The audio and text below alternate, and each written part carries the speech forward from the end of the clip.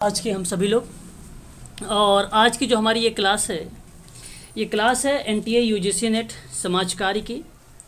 और हम लोग बात कर रहे हैं यूनिट नंबर 5 पर। यूनिट नंबर 5 में मैंने कल आप लोगों से जो लास्ट टाइम में हम लोगों की क्लास हुई थी, बेसिकली उस पर मैंने आप लोगों को परिकल्पना के बारे में समझाया था कि क्या है क्या है हाइपोथेसिस।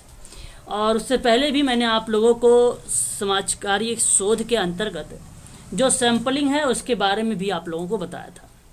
तो आपसे एक प्रश्न है मेरा, आप लोग जरा मुझे बताइए, आप ऐसे विद्यालय और क्षेत्र को चुनेंगे जहां आपका परिचय हो, और आप ऐसे स्थान का चुनाव करेंगे जहां आप स्वयं आपके लिए वो सुविधा हो, तो ऐसे में वह कौन सा प्रतिदर्श कहलाएगा?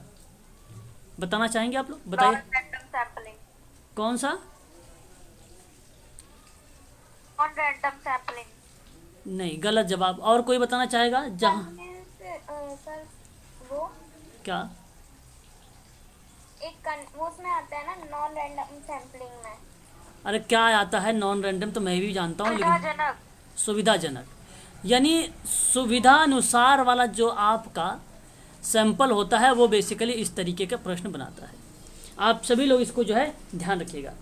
यदि आपसे ये पूछे कि शोध करने से पहले ही धारणा आपने बना लिया है, पहले से ही पूर्वाग्रह और पक्षपात को निर्धारित कर लिया है, तो ऐसे में यह प्रतिदर्श कौन सा होगा? जजमेंटल। क्या होगा?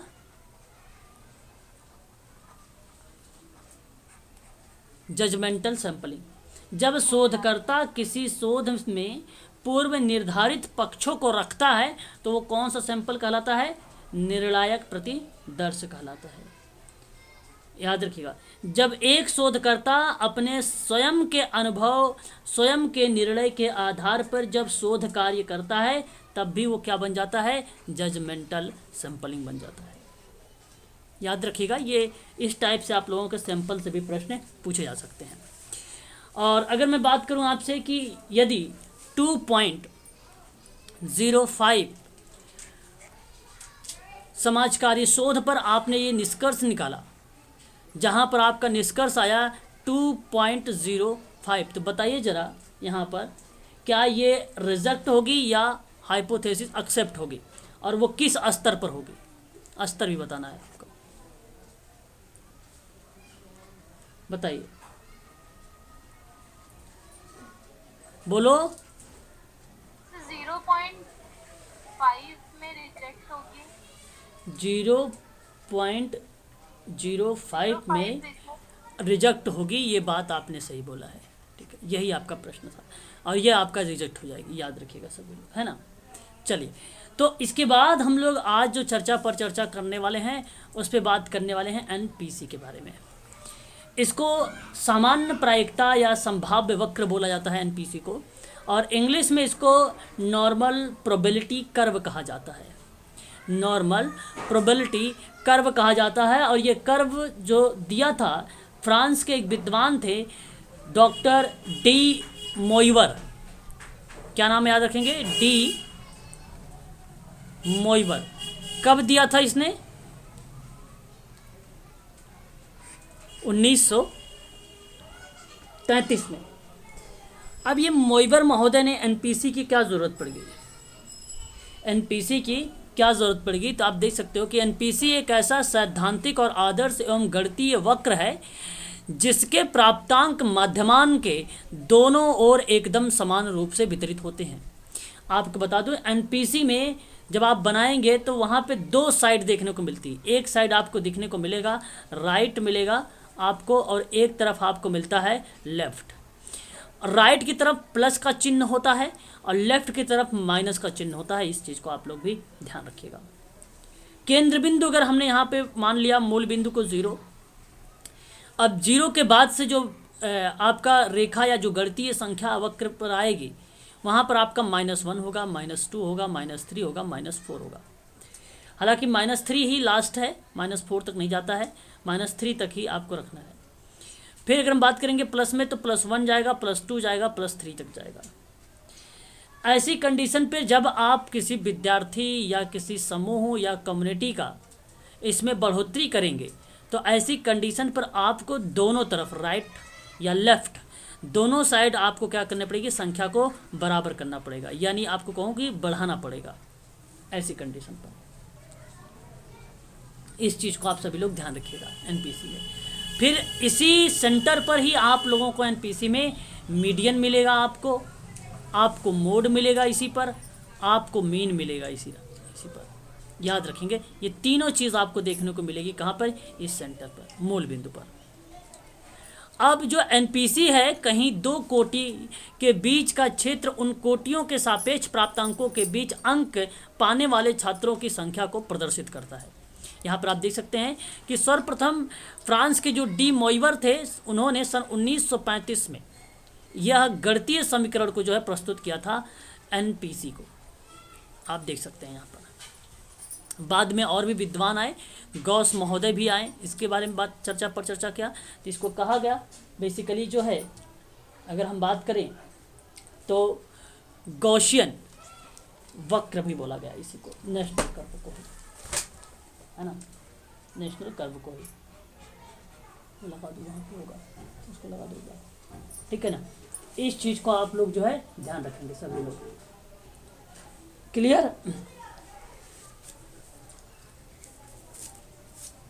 क्लियर बताइए एक बार, चला दो ना, क्लियर बताइए, बोलते रहिए भाई थोड़ा सा, है ना। आगे हम बात करते हैं एनपीसी में और भी चीज़ें हमें देखने को मिल सकती है। देखिए इसकी विशेषता क्या बता रही है कि एनपीसी मध्य वाले भाग और दोनों ओर सीमांतों को जो है इसको क्या बोलेंगे, सममित बोलते हैं या सिमेट्रिकल होता है ये, और इसकी जो है आकृति घंटाकार होगी, जैसा कि आप शेप को पता ही होगा आप लोगों को, कुछ इस तरीके का होता है शेप, इसी को क्या बोलते हैं, घंटाकार या बेल शेप्ड होता है ये, ठीक है, याद रखेंगे। दूसरी विशेषता इसकी ये है कि सामान्य जो एनपीसी है, सामान्य संभावना वक्र की रेखा दोनों छोर के एंड पर यक्ष अक्ष को ना तो स्पर्श करती है और ना ही यक्ष अक्ष के समांतर होती है। यह धारणा इस वक्र के अनंत तक बनी रहती है। जैसे यह आपकी वाई रेखा है ये, और बात मैं कर रहा हूँ यक्ष अक्ष को, तो यक्ष अक्ष कहीं पर रुकती नहीं है, ये अनंत तक जाती है। लेकिन मैंने कहा था आपको कि यहाँ पे अगर हमने मान लीजिए यहाँ पे 0 मान लिया है तो 1 2 3 तक जाएगा। हाँ, इसको आप रिप्रेजेंट कर सकते हैं, आगे भी ले जाकर। अगर आपने यहाँ पे सेंटर में 0 माना है तो ये आगे और भी संख्या बढ़ सकती है ना, और इधर भी संख्या बढ़ सकती है, राइट साइड में भी लेफ्ट साइड में भी संख्या बढ़ सकती है, ठीक है।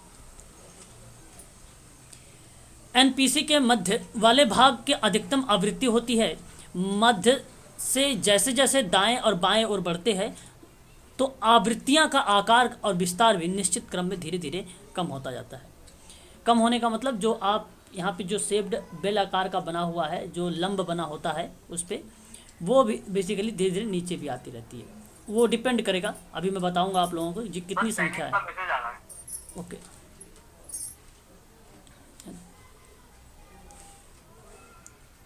देखिए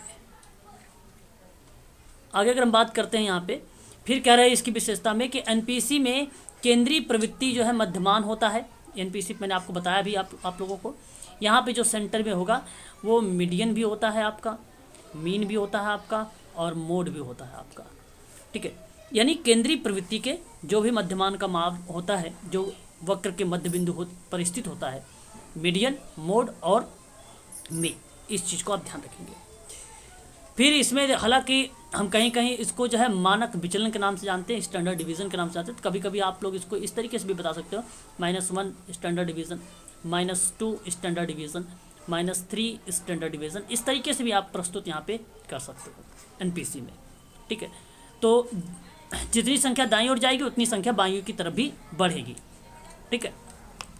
आगे अब एनपीसी का जो वक्र होगा मध्य के दोनों ओर जो भाग होंगे वो आवृत्तियों का वितरण और विस्तार समान रूप से बढ़ते हैं। मैंने अभी आपको शुरुआत में बता दिया था कि अगर यदि लेफ्ट साइड में बढ़ता है कोई संख्या तो आपको राइट साइड में भी बढ़ाना पड़ेगा संख्या। जो भी आप समूह समुदाय केस लेंगे वो दोनों तरफ के मान को आप लोग क्या करना है, बढ़ाना होगा। ये बढ़ता है, इस चीज़ को आप लोग जो है ध्यान रखेंगे। तो अनुसंधान के परीक्षण में जो प्रचलित टेस्ट होता है और जो अप्रचलित टेस्ट होता है, ये भी हम इसी के अंतर्गत देखते हैं। मान लीजिए कि एनपीसी में जहाँ दोनों तरफ आंकड़े बिखराव के बराबर होते हैं, जहाँ वितरणबद्ध सांख्यिकी में रखते हैं, तो ऐसी कंडीशन पर हम लोग प्रचलित टेस्ट का भी प्रयोग करते हैं। और प्रचलित टेस्ट के अंतर्गत आप लोगों को मालूम होना चाहिए एक टी टेस्ट आता है ना, टू वे एनोवा टेस्ट आता है, ठीक है। इसके अंतर्गत अंतराल और अनुपात मापने का भी प्रयोग होता है। अच्छा जी, देखिए भाई, ऐसे में मैं आपको बता दूं भाई कि समय से मैंने दे रखता हूँ टाइम पर, है ना। 11 मिनट बाद अगर आप लोग ज्वाइन करेंगे तो भाई कैसे पॉसिबल हो सकता है। सभी लोगों को मैंने पहले से लिंक दे देता हूँ, 10 मिनट दे देता हूँ, कहीं 5 मिनट पहले, कहीं 15 मिनट पहले दे देता हूँ, तो ज्वाइन कर लिया करें सभी लोग। और एक बात और रखने का, प्रचलित टेस्ट में जो है पक्षपात नहीं होता है, इस चीज़ को भी आप ध्यान रखिएगा सभी लोग। और जो अप्रचलित टेस्ट होता है वो वन वे अनोवा होता है, उसमें जो है प्रसामान्य वितरण नहीं होता है, वितरण मुक्त होता है वो। और इसमें अगर हम बात करते हैं, जहाँ पर मैं आपको अप्रचलित बता रहा था, उसमें आप लोगों का सैंपलिंग में याद रखिएगा क्रमिक आता है एक, और एक नामित आता है। और जो मैंने अभी आपको बताया है अंतराल अनुपात का, वो किस में आता है, प्रचलित टेस्ट में आता है। इस चीज़ को आप लोग जो है ध्यान रखिएगा, दोनों लोग, सभी लोग, है ना। और पक्षपात हो सकता है आपका ये अप्रचलित, ठीक है, याद रखिएगा। इसी को आप लोग नॉन पैरामेट्रिक बोलते हैं, और पैरामेट्रिक के नाम से भी आप लोग जानते हैं इसी को, ठीक है। तो यहाँ पे अगर हम देखें, ये सारी चीज़ें आप यहाँ पे प्रयोग कर सकते हैं, इन सब का टेस्ट भी। अब यहाँ पर देखिए, आपने एक बेस लाइन खींचा, यह आपके सामने बेस लाइन है। अब बेस लाइन के सेंटर आपने बनाया यहाँ पर मीन। अब इसी सेंटर पर आपका मीन भी होगा, मीडियन भी होगा आपका, और आपका अगर हम बात करें मोड भी होगा इसी सेंटर पर। समान प्रायिकता वक्र के किस छोर पर मीडियन मोड एक समान हो जाते हैं, जब केंद्र बिंदु पर बराबर की चीज़ों की बात किया जाता है। अब ये बराबर है, ये बराबर है सारी एक्टिविटी, सारी डेटा, मतलब यहाँ पे इन्होंने एक मान निकाला। लेकिन अगर कोई संख्या अगर होती, जैसे आपने 25 स्टूडेंट यहाँ पे रखा है, 25 स्टूडेंट आपने यहाँ पर भी रखा है ना, 10 स्टूडेंट आपने यहाँ पे रखा, 10 स्टूडेंट आप इसके अंदर रखे हो, 5 स्टूडेंट इसके अंदर है, 5 स्टूडेंट इसके अंदर है, तो ये डेटा आपके सामने है। और ऐसी कंडीशन पर ये केंद्र बिंदु पर बराबर होगा, इस चीज़ को ध्यान रखिए। ये जहाँ पे मीन मीडियन मोड निकलेगा ये बराबर होंगे, समान होंगे केंद्र बिंदु पर, इस चीज़ को तो ध्यान से सुन लीजिए। समान प्रायिकता वक्र के किस छोर पर मीन मीडियन मोड एक समान हो जाते हैं, तो वो केंद्र बिंदु पर एक समान होते हैं, केंद्र बिंदु पर वो बराबर होते हैं। इस चीज़ को आप लोग ध्यान रखिएगा। अब देखिए, जो एनालिसिस ऑफ वेरिएंस है, एनालिसिस ऑफ वेरिएंस थोड़ा सा समझने की कोशिश करिएगा यहाँ पर भी, जिसको आप एफ टेस्ट के नाम भी जानते हैं। इसको प्रसरण का विश्लेषण कहा जाता है, या आप वितरण का भी नाम कहीं कहीं दे सकते हैं आप लोग, ठीक है।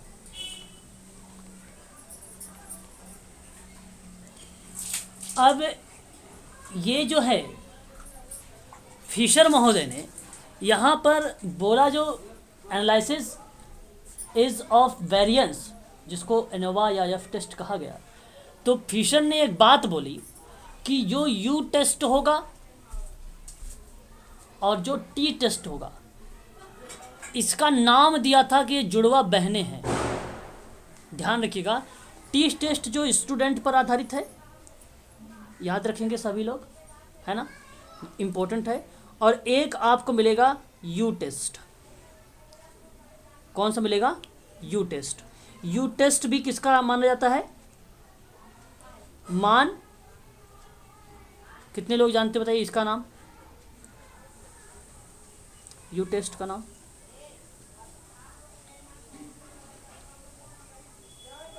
मान विटनी,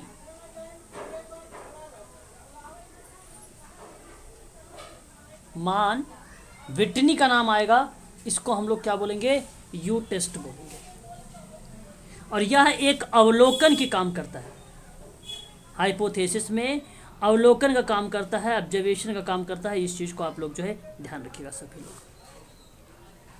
और ख़ासकर इसका परीक्षण का जो उपयोग जब हम करते हैं तुलना करने के लिए करते हैं, दो स्वतंत्र समूह के लिए आश्रित चर में अंतर बताता है ये, और वहीं पे वो एनालिसिस करता है, ऑब्जर्वेशन करता है, असेसमेंट करता है। तो याद रखिएगा जो यू टेस्ट है दो समूह के लिए ये बेसिकली काम करता है, दो समूह की बात करता है। किसकी? दो समूह की बात करता है। कितने लोगों को पता है एस जो है डबल एस की बात होती है, SPSS, SPSS। Statistical packages for social sciences, sir. Okay, SPSS, very good, very good. और लोग बताएं भाई जरा थोड़ा सा। सही बताया इन्होंने कि statistical package for social science की बात इन्होंने किया।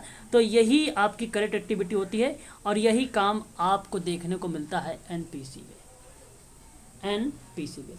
जब शून्य प्रकल्पना के लिए किसी परीक्षण का प्रयोग किया जाता है तो ऐसी कंडीशन पर हम एफ टेस्ट का प्रयोग करते हैं।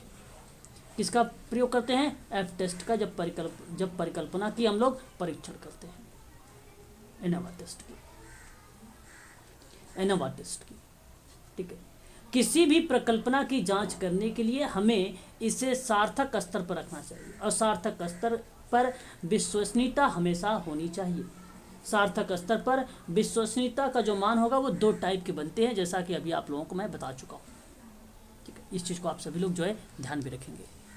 ठीक है, आगे बढ़ते हैं इसी क्रम में हम लोग। तो यहाँ पर आप देखें एनपीसी में और भी एक्टिविटीज़ हमें देखने को मिलती है। तो ये जो रेखा बनी है इस तरीके की, ठीक है, ये जो वक्र बना है आपका इस तरीके का, इस वक्र का जो मान होगा 0.263 होगा, 0.263 होता है इसका मान। याद रखेंगे सभी लोग एनपीसी का, और एनपीसी का वक्र लाइन का जो मान होता है वो यही होता है। अगर एग्जाम में प्रश्न बने कि एनपीसी का वक्र लाइन का मान बताइए तो 0.263 ही बताना है आपको। इसके कुछ और भी मान निकाले गए। तो अगर हम बात करें यहाँ पर जो है -1 से +1 के बीच की दूरी को, तो ये इसका जो मान बताया गया वो 68.26 इसका मान होता है। इन दोनों के बीच की दूरी होती है इतने परसेंटेज की। और फिर उसके बाद -2 स्टैंडर्ड डिवीज़न से लेकर +2 स्टैंडर्ड डिवीज़न के बीच की अगर बात की हम करें, इनकी दूरी की बात करें या इसका जो है संख्या मापन की बात करते हैं, तो यहाँ पर नंबर आता है 95.44। और स्टैंडर्ड डिवीज़न 3- की बात करेंगे और +3 की बात करेंगे तो इसका मान जो होगा 99.73। ये आप ध्यान रखिए। अब अगर एग्ज़ाम में आप लोगों का प्रश्न बन भी सकता है, पूछा भी जा सकता है कि आप बताइए -1 से +1 की दूरी कितनी है, तो 68.26 बताएंगे। यदि प्रश्न आपसे पूछेगा, ये यहाँ से आपको फैक्ट आता है, यदि आपसे पूछेगा -1 से 0 के बीच की दूरी कितनी है, तो आप कितना बताएंगे? आप 2 से इसको डिवाइड कर दीजिए तो आपके सामने आ जाएगा 13। ये आपका मन आ। तो यहाँ पे देख सकते हैं आप, यहाँ पे बनाया गया भी है।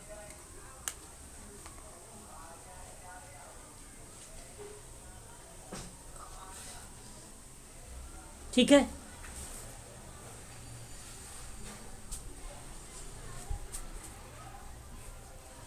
बताइए। जी सर। ठीक है, जब दोनों तरफ का मान बराबर होगा तो एनपीसी बनेगा, इस बात को भी ध्यान रखिएगा। अगर एक कक्ष में 100 बच्चे आते हैं तो उसमें आप 50-50 बच्चों को लेकर बराबर बराबर भागों में डिवाइड करेंगे। मतलब जो भी क्रिया होगी वह दोनों छोरों पर होगा परिवर्तन। ठीक है, इस तरीके से चीज़ें बनती है और घटती भी है।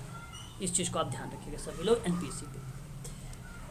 अब देखिए यहाँ पर अगर हम आगे चर्चा करें, जब दोनों तरफ घटेगा बढ़ेगा तो उसे ही हम लोग क्या बोलते हैं, जब दोनों तरफ घटेगा और बढ़ेगा तो क्या बोलते हैं उसको, दोनों तरफ कुकदता बोलते हैं। क्या बोलते हैं उसको, कुकदता।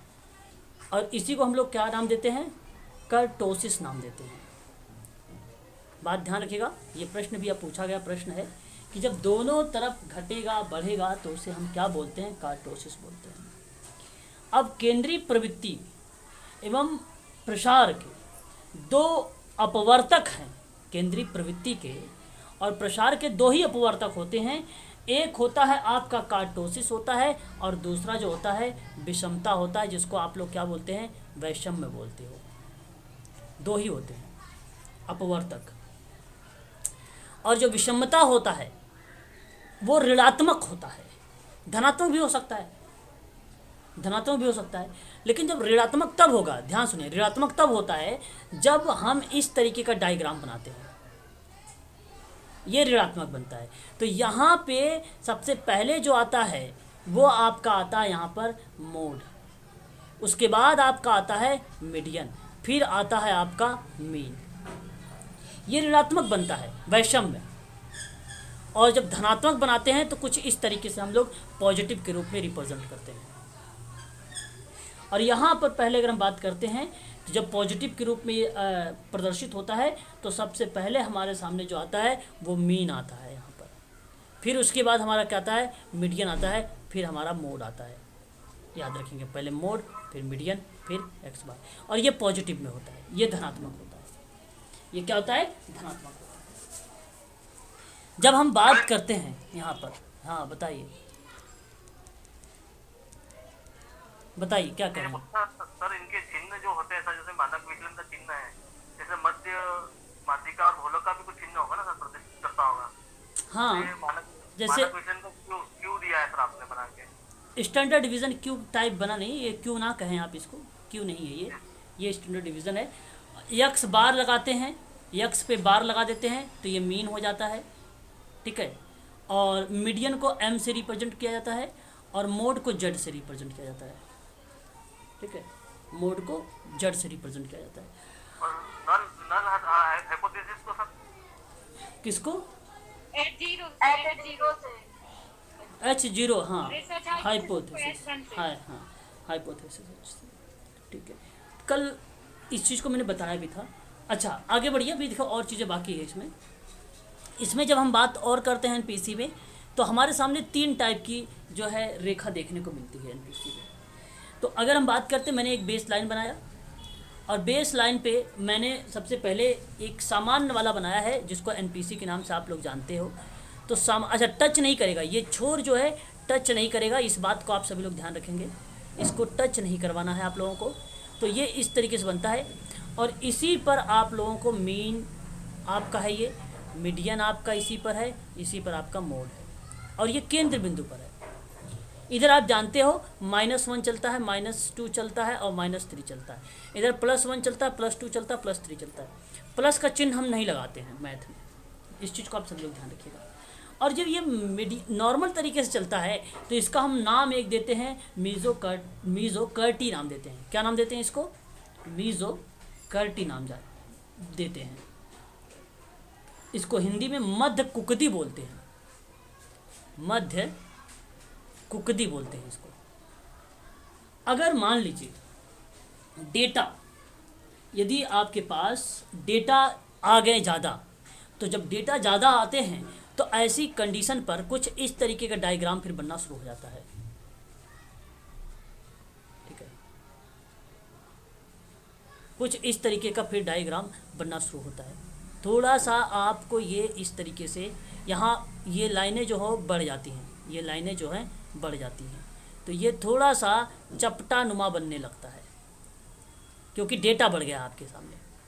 ऐसी कंडीशन पर यहाँ जो इसका नाम दिया गया, ये बोला गया चिपटा। चिपटा इसको क्या बोलते हैं?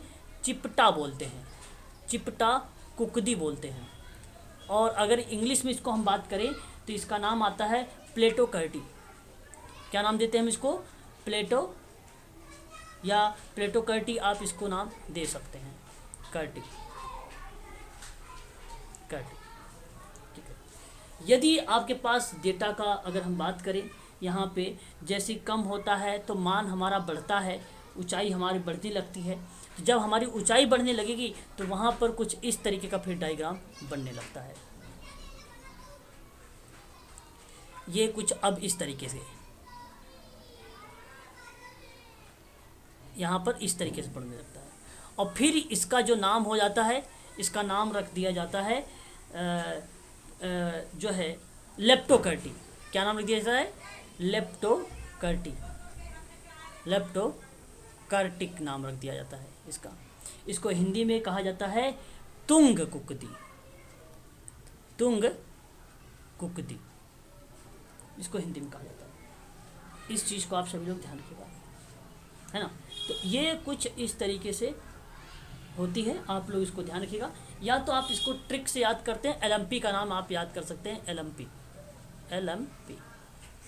लेप्टोकर्टिस होता है, मेसोकर्टिस होता है, प्लेटोकर्टिस होता है ऊपर से। ठीक है। और ये बहुत सरल भी है, इसमें ट्रिक बनाने की ज़रूरत भी नहीं है ना। तो ये आपको इस तरीके से बनता है। अब मान लो प्रश्न अगर आपसे पूछ लिया कि 0 से लेकर +1 की दूरी क्या होगी, 0 से लेकर +1 की जो दूरी होगी वो क्या होती है, तो आपको बताना होगा क्या होती है। 68.34 था, तो अगर आप 2 से डिवाइड करेंगे तो 2, सी ऑप्शन। अच्छा 24 था, 34.13 हो जाएगा। 13, हाँ, ये बन जाएगा आपका 2 से डिवाइड करने पर। तो आपका बन जाएगा 13, ऑप्शन नंबर सी करेक्ट हो जाएगा।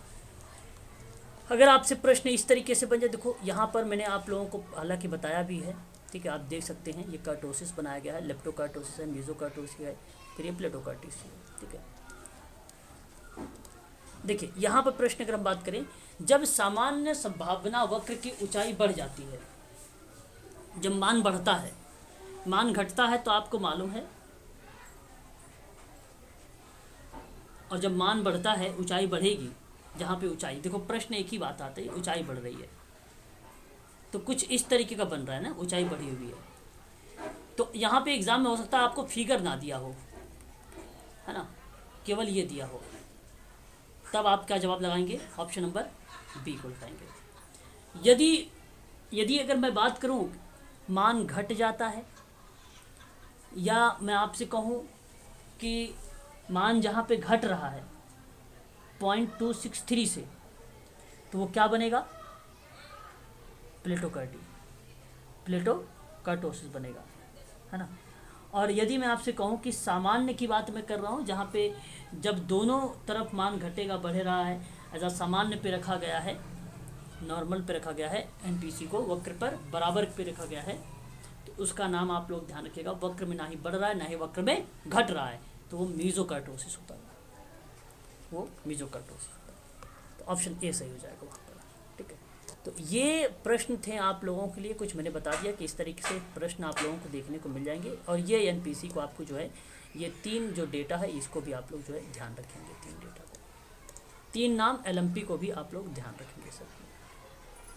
ठीक है, तो यहाँ पे आपका जो है एनपीसी ये समाप्त हो गया। आगे हम थोड़ा सा अब बात करेंगे प्रश्नों पर। समाज कार्य शोध के कुछ प्रश्न हमने लिए हैं, अब आप लोग जरा इन प्रश्नों का जवाब बताएं हमें कि इसका प्रश्न क्या सही होना चाहिए, इस प्रश्न का उत्तर। जैसे मैंने अगर प्रश्न आपको समाज कार्य शोध में पूछ लिया गया कि हस्तक्षेप अनुसंधान के निम्नलिखित चरणों को सही क्रम में आप दर्शाएं, तो किस तरीके से आप दर्शाना उचित समझेंगे?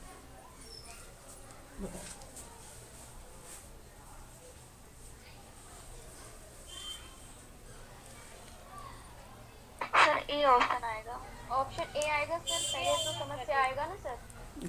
Sir A. Sir option C. Option C. Okay, चलिए, यहाँ पे ऑप्शन सी भी आया है और ऑप्शन ए भी आया है, दोनों आए हैं। चलो मैं इसको बताता हूँ आप लोगों को। देखिए, ऑप्शन ए और ऑप्शन सी को समझो। पहले हमने ऑप्शन यहाँ पे सी को अगर हम थर्ड लेते हैं, थर्ड कहता है एकल विषयक अविकल्प का चयन करना। तो अविकल्प सर तो गलत हो गया। अविकल्प रिसर्च में पहले आता ही नहीं, इस बात को सर ध्यान रखें। विकल्प डिजाइन होता है ना? डिज़ाइन होता है, हाँ। तो पहले डिज़ाइन, आप ये ना सोचे कि पहले डिज़ाइन करना है, पहले तो आप समस्या को तो देखो, है ना, है क्या चीज़ वहाँ पे, है ना। अब देखो, समस्या का पहले सूत्रीकरण करेंगे, मतलब समस्याएं हैं कौन कौन सी, फिर उसके बाद पहचान करेंगे।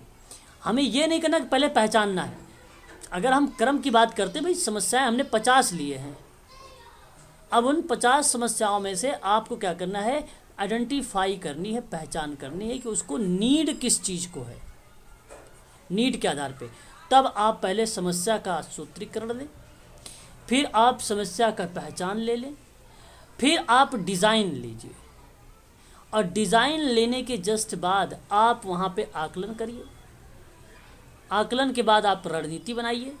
अभी लास्ट की क्रिया चलने शुरू हो रही है, और रणनीति बनने के जस्ट बाद आपकी जो प्रक्रिया संचालित होगी वो होगी आपकी प्रभाव का आकलन करना। अच्छा देखो, यहाँ पे हस्तक्षेप की पूर्व का आकलन हो रहा है, और हस्तक्षेप मतलब होता है इंटरवेंशन की पहले की आकलन। और जब आकलन कर लेंगे पहले वाली, तभी आप रणनीति बना पाएंगे कि भाई उसको ज़रूरत किस चीज़ की है, प्रबंधन मैनेजमेंट की, तभी कर पाएंगे जब पूर्व वाला हो पाएगा। अगर पूर्व वाला नहीं है ना, तो ये रणनीति के बाद ये आकलन आएगा, प्रभाव का आकलन। ठीक सर है, यदि इसमें अविकल्प नहीं होता सर, हाँ। एकल विषय का चयन, फिर किसी समस्या को हम सोच करने जाते हैं सर, तो पहले तो विषय का चयन करते हैं ना सर हम, कि भाई इस समस्या पर हम सोच बिल्कुल, करेंगे। विषय का चयन आप कर सकते हैं। विषय का चयन किसी ऑप्शन में नहीं है, आपका स्किप किया गया है वो स्टेप। बिल्कुल कर सकते हैं आप, विषय का चयन करें। आपको विषय तो चयन तो करना पड़ेगा, सबसे पहले आएगा ना सर विषय का चयन तो। बिल्कुल आएगा। विषय का चयन आपका सबसे पहले आएगा। विषय का चयन आप जब करेंगे, तो इन्हीं चयनों में जब आपका विषय हो गया, तो उस विषय में कितनी समस्याएं हैं उसका सूत्रीकरण करिए। अब उनका जब सूत्रीकरण करने के बाद ही आपकी पहचान होगी समस्या की। ठीक है, अब ऐसा भी नहीं सोचेंगे कि पहले पहचान आएगा फिर सूत्रीकरण आएगा।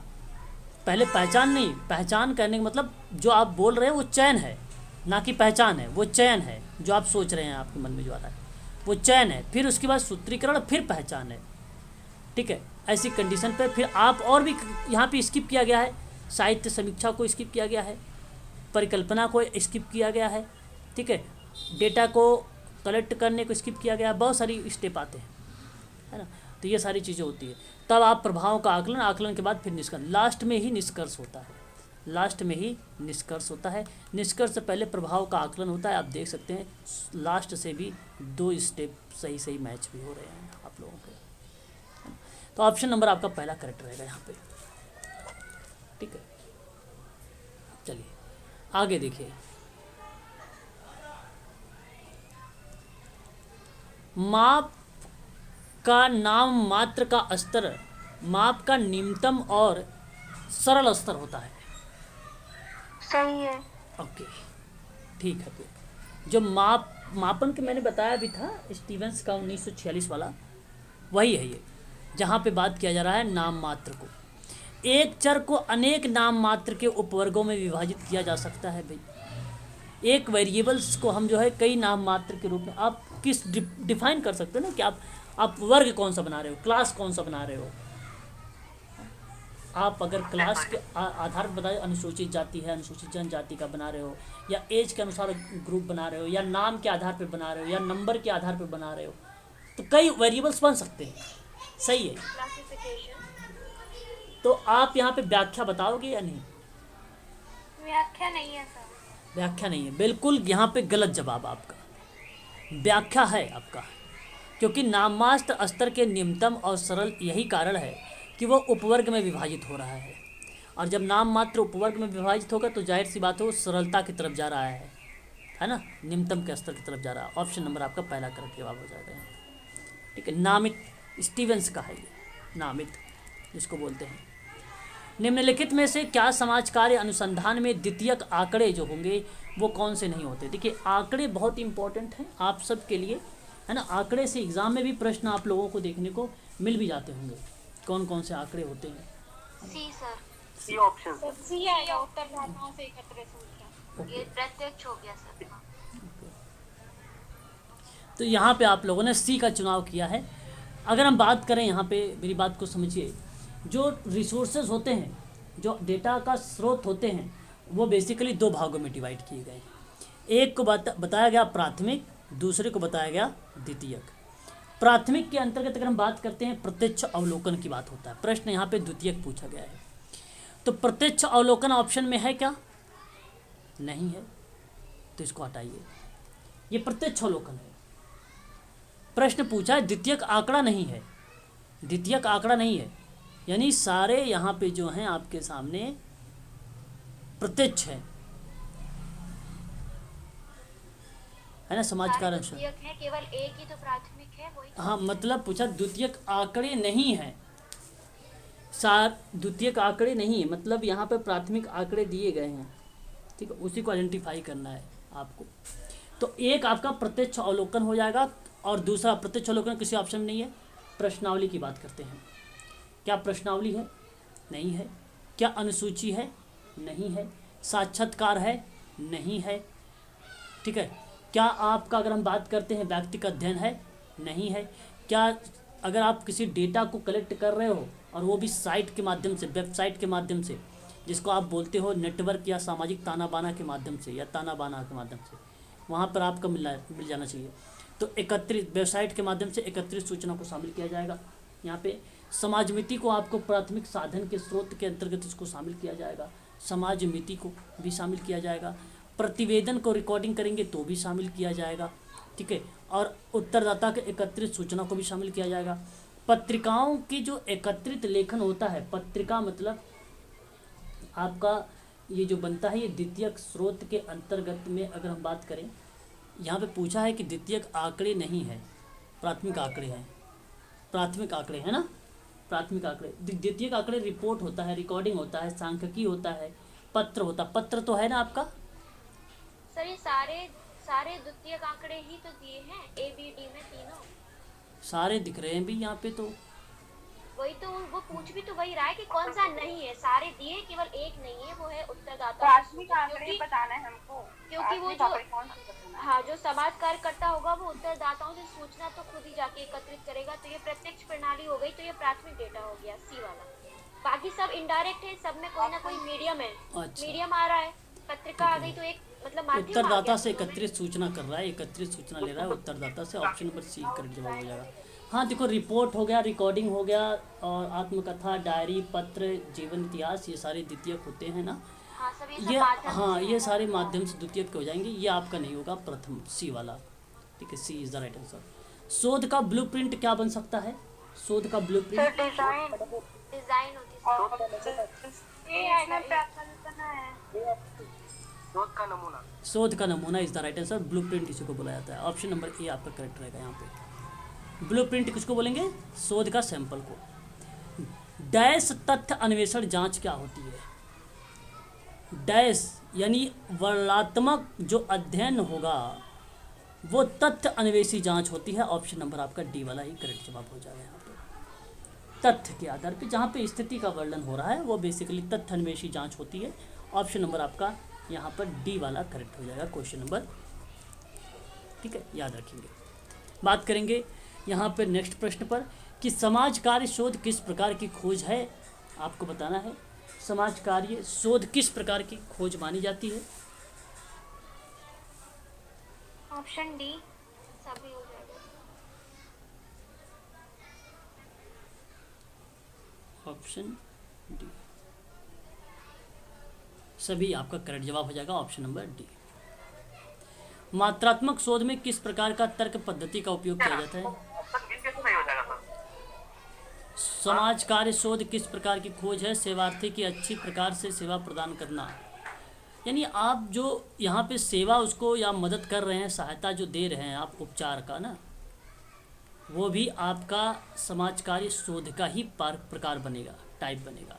समाज कार्य शोध की किस प्रकार की खोज करेगी, तो समाज कार्य शोध जो है इस प्रकार की खोज करती है कि अच्छी प्रकार से उसे सेवा दी जाए, उसके लिए आप उपचार मॉडिफाई दीजिए, लिख देता तो भी हो हाँ जाता। निदान करिए आप उसके लिए, ठीक है, मूल्यांकन करिए आप उसके लिए, ये सारी चीज़ें आपका इसमें शामिल रहेगा, ठीक है। तो ये रहेगा, शामिल रहेगा आपका, पहला भी शामिल है, दूसरा भी शामिल है, तीसरा भी शामिल है, ऑप्शन डी करेक्ट रहेगा। मात्रात्मक शोध में किस प्रकार का तर्क पद्धति का प्रयोग किया जाएगा, निगमनात्मक ए। निगमनात्मक। मात्रात्मक शोध की बात हो रही है, किस प्रकार का तर्क पद्धति का प्रयोग करेगा, तो परिमाणात्मक तर्क की बात करता है, परिमाण परिमाणात्मक होता है, परिमाणात्मक शोध होगा, किसका होगा, परिमाणात्मक शोध होगा आपका, यहाँ पे परिमाणात्मक तर्क के अंतर्गत वो चीज़ें आती हैं, तो मात्रात्मक शोध में आपका ऑप्शन नंबर बी करेक्ट रहेगा यहाँ पर, परिमाणात्मक शोध, ठीक है। सर ये परिणाम है ना, परिमाण रिजल्ट पे थोड़ी ना डिपेंड करता है मात्रात्मक, अरे वो तो फैक्ट पे करता है। मैं क्या बोल रहा हूँ, परिमाणात्मक ही बोल रहा हूँ कि परिमाणात्मक बोल रहा हूँ, आप परिणाम चलो अच्छा भाई आप करेक्ट कर लो उसे, परिमाणात्मक तर्क होता है वो, परिमाणात्मक जो तर्क होगा वो मात्रात्मक शोध के आधार पर तर्क देता है, ठीक है। यहाँ पे अगर हम बात करेंगे मात्रात्मक शोध में तो इस चीज़ की ये बात करेगा, ठीक है, याद रखेंगे सभी लोग, मात्रात्मक शोध परिमाणात्मक शोध पर बात करेगा, परिमाणात्मक, ठीक है। मात्रात्मक शोध किस पे बात करता है, क्वांटिटेटिव पे बात करता है, इसलिए आपका प्रेक्षण, साक्षात्कार, रिकॉर्ड, सर्वेक्षण, समीक्षा इत्यादि चीज़ इस पे आएगी, इस चीज़ को आप ध्यान रखिएगा। और जो गुणात्मक होगा वो बेसिकली वहाँ पे जो है फोकस समूह की बात करेगा, किसकी बात करेगा, फोकस समूह की बात करेगा। कौन, गुणात्मक, गुणात्मक में गुण वगैरह की बात करता है, मानवीय व्यवहार की बात करता है ना, कि यहाँ पे गुणात्मक विधि में केवल क्या, कहाँ, कब की छानबीन करती है ये, बल्कि क्यों और कैसे को भी खोजती है ये, कौन, गुणात्मक।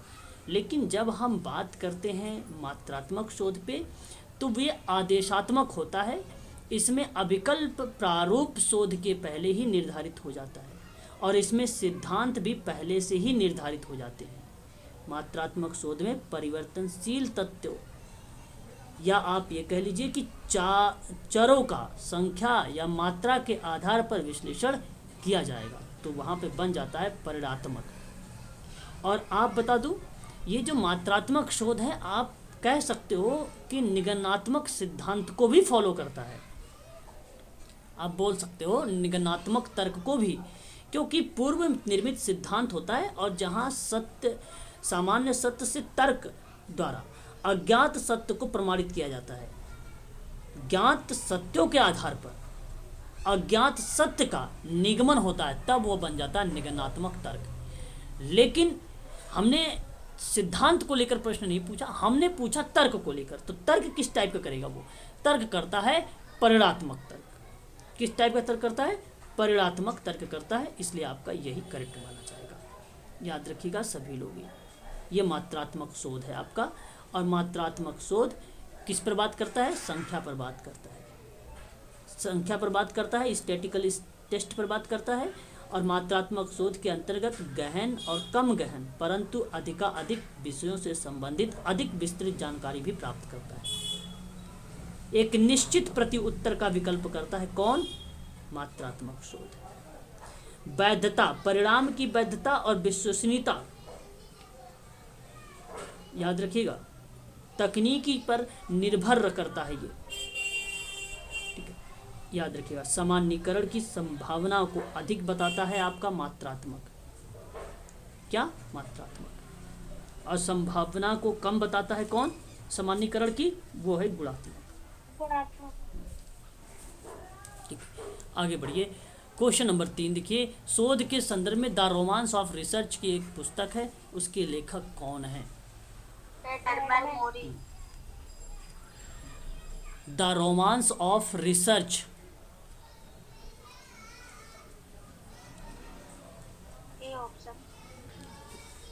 क्या नाम लिखा है आपने, रेडमैन एंड मोरी के बारे में आपने चर्चा किया है, और यही आपका करेक्ट जवाब होगा। यही आपका यहाँ पे करेक्ट जवाब होगा, है ना।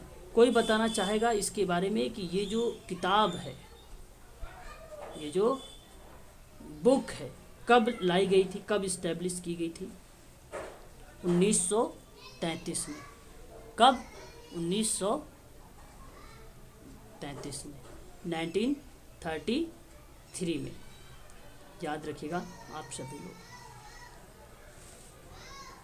आगे बात करेंगे क्वेश्चन नंबर नेक्स्ट पर कि अवलोकित सामग्री का संभावित साधारणीकरण एवं सत्यापन करते हुए पर्याप्त कर्म विषयक और व्यवस्थित पद्धति है शोध के संदर्भ में किस विद्वान की परिभाषा है? जहाँ पे अवलोकित सामग्री का संभावित साधारणीकरण और सत्यापन करता है, वहाँ पर्याप्त कर्म विषयक और व्यवस्थित पद्धति होती है।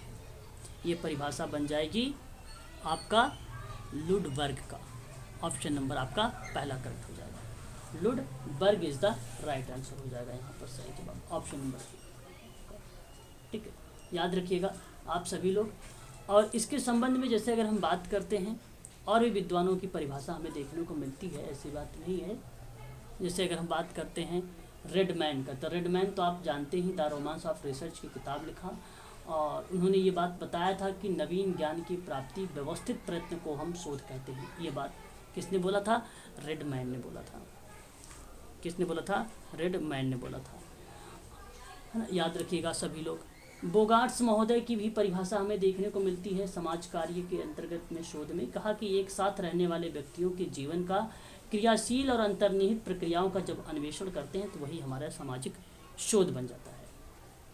पीवी यंग ने कहा भाई कि तार्किक क्रमबद्ध प्रणालियों का आप नए तथ्यों की जब खोज करेंगे तो पुराने तथ्य और अनुक्रम अंतर संबंध कारण संचालित करने वाले प्राकृतिक नियमों की खोज करने लगेगा, वो समाज कार्य शोध बन जाएगा। तो वो पीवी यंग की परिभाषा बन जाती है। तो ऑप्शन आपका यहाँ पर करेक्ट हो जाएगा पहला वाला।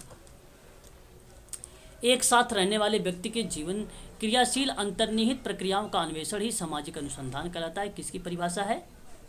बोगार्ट्स की। यही आपका सही हो जाएगा। सामाजिक अनुसंधान शोध का कारण क्या बन सकता है? Question number 6।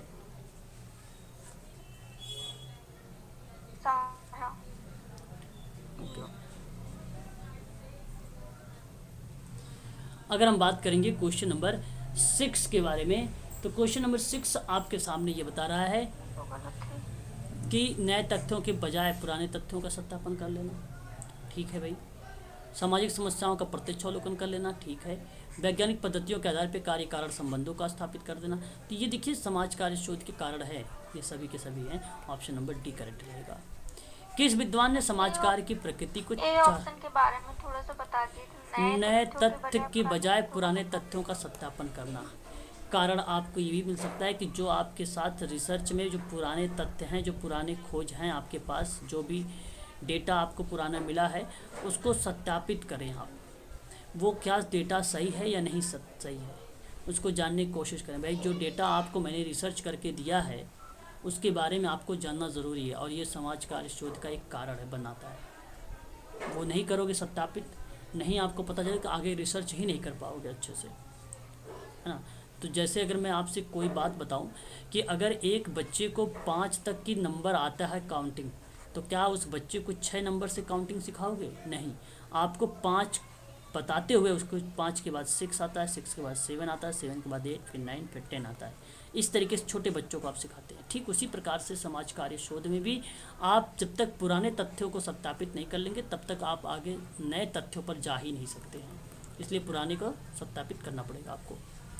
किस विद्वान ने समाज कार्य की प्रकृति को 4 आधार वर्गीकृत के रूप में डिवाइड किया है?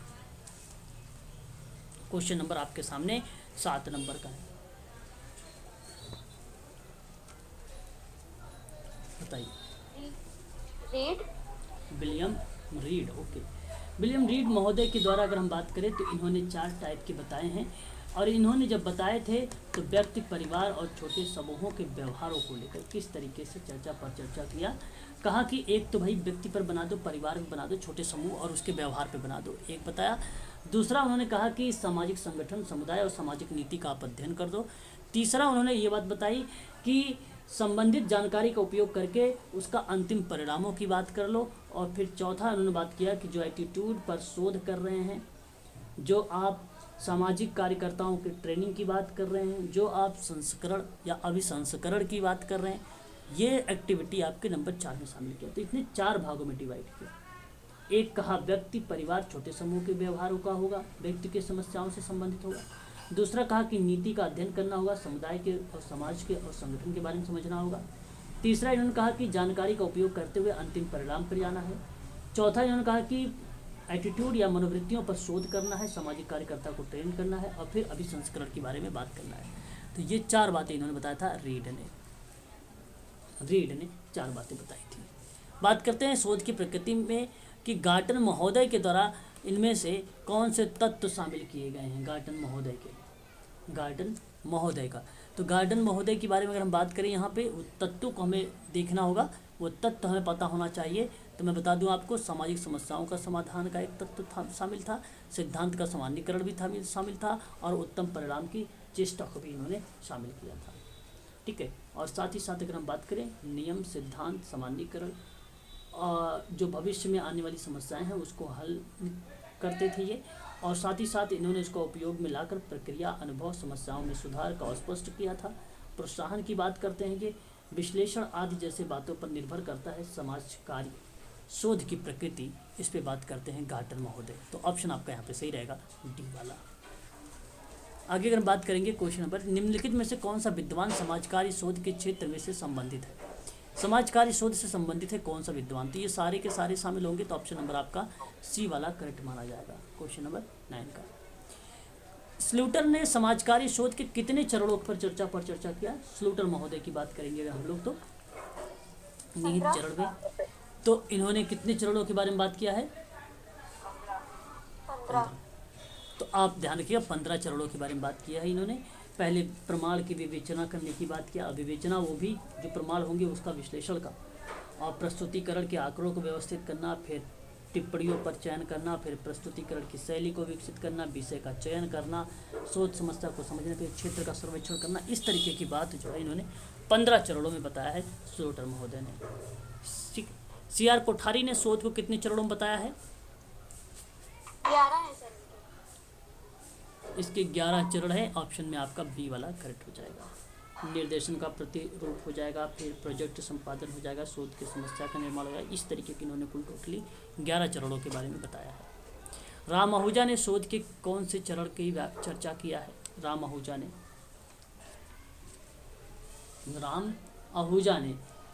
के टोटल 6 चरण है। अब 6 चरणों में अगर हम बात करें, अध्ययन, समस्या का निर्धारण एक है, ये आपका है इसमें। शोध प्रारूप तय करना आपका है इसमें। फिर अगर हम बात करते हैं तो निर्देशन की योजना बनाना है इसमें। आंकड़ों का संकलन करना, यानी उपरोक्त सभी हो जाएगा। चौथा आ जाएगा आंकड़ों का संकलन। फिर आपका हो जाएगा आंकड़ों का विश्लेषण। फिर आपका एक हो जाएगा लास्ट वाला, प्रतिवेदन तैयार करना। तो 6 इन्होंने बताए थे राम आहूजा ने। निम्नलिखित में से कौन सा तत्व प्रथम चरण में शामिल किया गया था। प्रथम चरण में कौन कौन सी चीज़ें शामिल की गई थी।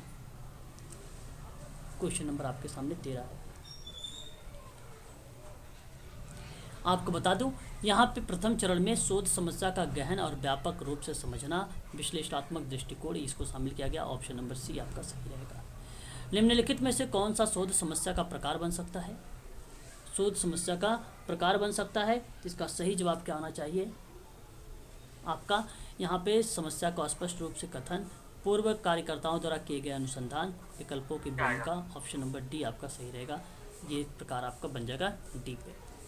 निम्नलिखित में से साहित्य समीक्षा का महत्व को बताइए जरा आप लोग। 15 आपके सामने है।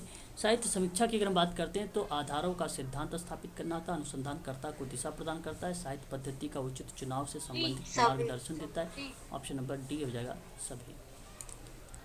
बात करेंगे क्वेश्चन नंबर 16 के बारे में कि निम्नलिखित किस विद्वान ने उद्देश्य और परिकल्पना निरूपण के संदर्भ में अस्थायी परिकल्पना के निर्माण को वैज्ञानिक विधि का एक आवश्यक पद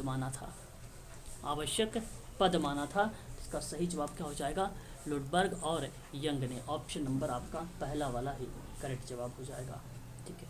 परिकल्पना एक अनुमान है जिसे अंतिम और अस्थायी रूप से किसी निरीक्षित तथ्य अथवा दशाओं की व्याख्या हेतु स्वीकार किया हो और जिससे अन्वेषण को पथ प्रदर्शक प्राप्त हो। परिकल्पना निरूपण के संदर्भ में किस विद्वान की ये परिभाषा बनेगी। क्वेश्चन नंबर 17 हमारे सामने है। इसका सही जवाब अगर हम बात करें तो गुड्डे एंड स्केटस का बनता है। ऑप्शन नंबर डी आपका सही रहेगा यहाँ पर। ठीक है, गुड्डे एंड स्केटस का नाम यहाँ पर आता है, देखने को मिलता है हमें।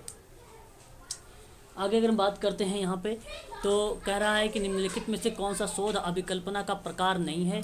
शोध अभिकल्पना मतलब एक प्रकार से अगर हम बात करते हैं यहाँ पर उसके टाइप की बात कर रहा है क्वेश्चन नंबर 18 में। तो मैं आपको बता दूं कि जो अनुभाविक एकरूपता है, आदर्श प्रारूप है और विश्लेषणात्मक वेरिएबल्स है वो अभिकल्पना का प्रकार है। डेटा संकलन आपका अभिकल्पना का प्रकार नहीं है। ऑप्शन नंबर डी ही आपका सही रहेगा। निम्नलिखित में से तथ्यों की अभिकल्पना का महत्व क्या होता है, इसका इम्पोर्टेंस क्या चीज़ें हैं। तो मैं आपसे बता दूं कि तथ्यों को संकलित करने में सहायता देता है ये अभिकल्पना में। तथ्यों की उचित दिशा प्रदान करता है ये। अध्ययन के उद्देश्य का निर्धारण करता है। उपर्युक्त तो सभी के सभी यहाँ पर सही हो जाएंगे क्वेश्चन नंबर 19 के। नंबर बात करेंगे 20 के बारे में कि नमूना अभिकल्प की निम्नलिखित में से कौन सी विशेषता है। 20 आपके सामने, इसका सही जवाब होना चाहिए। का प्रतिनिधि एक आपका ये भी माना जाएगा नमूना विकल्प की निम्नलिखित में से कौन सी विशेषता है। समुचित और पर्याप्त आकार भी होगा, निष्पक्षता का गुण होगा। ऑप्शन नंबर डी आपका सही हो जाएगा। उपर्युक्त सभी के सभी सही। निम्नलिखित में से कौन नमूना का उपयोगिता नहीं है। 21 आपके सामने है, नमूना का विकल्प नहीं है। इसका सही जवाब हो जाएगा ऑप्शन आपका डेटा सर्वेक्षण नहीं माना जाता है। बाकी विस्तृत एवं गहन अध्ययन माना जाएगा। वैधानिकता मानी जाएगी और निष्कर्ष की परिशुद्धता भी मानी जाएगी। ऑप्शन नंबर आपका जो पहला होगा डेटा सर्वेक्षण नमूना की उपयोगिता में प्रयोग नहीं होता है। ठीक है, आप स्नोबॉल को ना सोचें कि डेटा जब आप सर्वेक्षण करते हैं तो वहाँ से डेटा ही मिलता है, लेकिन उसका नमूना का उपयोगिता नहीं होती है। तो डेटा वो एक प्रकार का वो सर्वे है। ठीक है, ये बात को आप सहमत रहना नॉन प्रोबेबिलिटी के अंतर्गत। ठीक है, नमूना की उपयोगिता नहीं है बेसिकली डेटा सर्वेक्षण में। ठीक है, स्रोत कितनी श्रेणी में डिवाइड किया गया है। 2 श्रेणी में है, एक प्राथमिक है एक द्वितीयक है। आपका ए और बी करेक्ट हो जाएगा। आंकड़ों की उपयोगिता है किसमें, बताइए कौन सी आंकड़ों की उपयोगिता है, आप बताइए। सभी हो जाएंगे। यहाँ पे अगर हम बात करते हैं क्वेश्चन नंबर 23 के बारे में तो यहाँ पे 23 का जो सही जवाब हो जाएगा यथार्थ शुद्ध प्रशासन नियोजन आंकड़ों का उपलब्धता सूचना का संकलन। ऑप्शन नंबर डी करेक्ट हो जाएगा। निम्नलिखित में से कौन डेटा और आंकड़ा का प्रकार में शामिल है। तो यहाँ पे आप लोग जानते भी होंगे अगर हम बात करें इसके बारे में, एक गुणात्मक होता है, एक मात्रात्मक होता है, एक भौगोलिक आंकड़े होते हैं। 3 टाइप के आंकड़े हमें देखने को मिल जाते हैं, इसलिए ऑप्शन नंबर आपका डी करेक्ट माना जाएगा। हालांकि 2 तो जानते हो, भौगोलिक को भी आप लोग याद रखिएगा सभी लोग, है ना। भौगोलिक भी हमारे लिए इम्पोर्टेंट है। आगे बात करते हैं निम्नलिखित में से क्वेश्चन नंबर लास्ट ले लीजिए, आज 25 आज का है, आखिरी सवाल है। निम्नलिखित में से कौन से आंकड़े प्राथमिक स्रोत में शामिल नहीं है। देखो प्राथमिक स्रोत में प्रश्नावली तो प्राथमिक स्रोत में आते हैं, है ना। लिखित बालक यहाँ पे लिखित परीक्षण नहीं होगा। Option number D. ठीक है, लिखित प्रश्नावली नहीं होगा। तो ये थे आज के कुछ क्वेश्चन। अभी कल और भी क्वेश्चंस हम करेंगे समाज कार्य शोध पर भी। थोड़ा सा देख लेते हैं प्रश्नों के बारे में, कौन सा सही जा रहा है कौन सा गलत जा रहा है, क्या हो रहा है ना। सर इसका प्रश्नावली ही होगा ना। प्रश्नावली तो हम बना लेते हैं, फिर वो बाद में अपना भर के बाद में मतलब इकट्ठा होती है, तो वो तो